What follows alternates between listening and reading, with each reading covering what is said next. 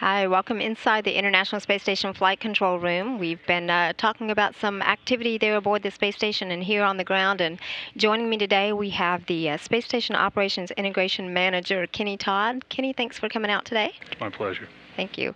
So let's talk about what's been going on here. We've got SpaceX on the ground on the Falcon 9, the Dragon ready to go for launch. We also have a failed computer, backup computer, on station, and then we have a contingency spacewalk. So let's first start with what transpired on Friday.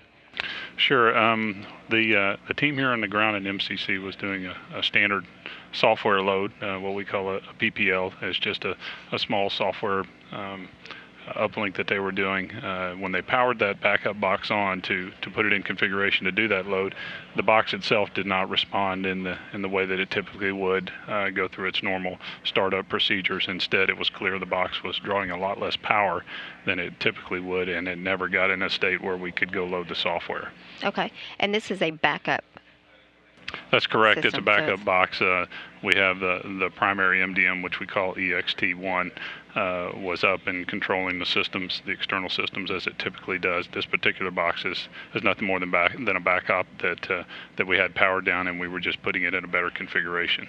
Okay, good deal. So there was no impact to the crew or the station systems. Correct. On that day when that took place. So talk to me about this weekend. I understand there were a lot of discussions with the International Space Station Mission Management Team, and then that discussion was on whether or not we will continue with the launch of SpaceX Falcon 9. If you can talk to me about some of that. Sure. Anytime we have a failure on Space Station, our first thought is what would we do in the event we have an additional failure, and which failure would be our worst failure. In this particular case, if we were to lose the one MDM that was already up and running and doing its job, that EXT1 MDM, if we were to lose it, how bad a day would we be in? And immediately we start looking at what the consequences would be, what kind of things we could do to try to put the overall system in a better configuration to tolerate that failure should it happen. And so those kinds of things we started doing immediately on board on Friday night. And so taking a little bit of that data and folding that into, okay, now how good do we feel about pressing ahead with some of the immediate near-term upcoming activities like SpaceX launch, and can we get it birthed? That's really what we spent a lot of time this weekend talking about. Okay, and then so the decision was a go for SpaceX. So we have that taking place today. The launch is scheduled to occur at 3:58 Central Time today, and we'll be having live coverage for you here on NASA television beginning at 2:45 p.m. Central Time.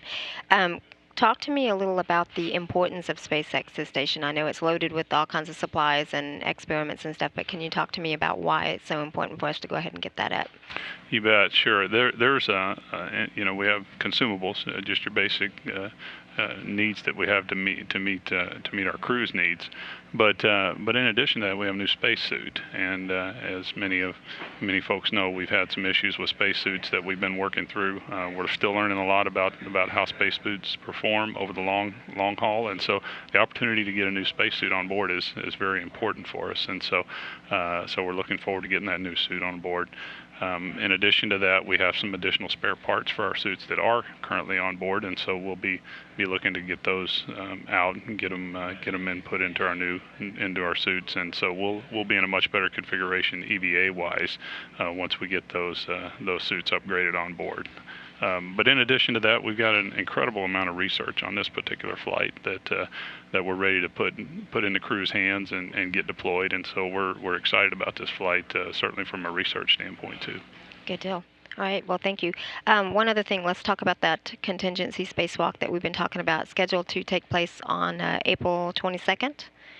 And so explain, is this to repair the MDM? Or? Correct, yeah. What we'll do is it's a relatively straightforward EVA. It's not too far. The path to get to the point in the S0 truss where we would install this MDM is relatively easy to get to outside the airlock. We spent quite a bit of time this morning as an ops community talking through some of the basics of what we're going to do, and it looks straightforward. A couple hours to go out and do it.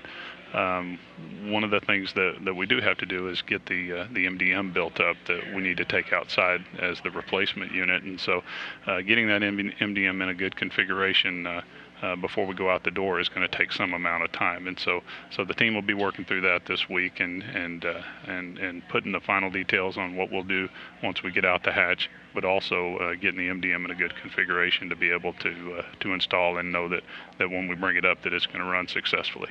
Okay. Sounds good. Well, there's your update. Again, today's launch is scheduled to take place at 3:58 p.m. Central Time. We'll bring you live coverage here beginning at 2:45 p.m. That is the latest with Kenny Todd. Thank you again for coming out today. My pleasure. Thank you. Thank you.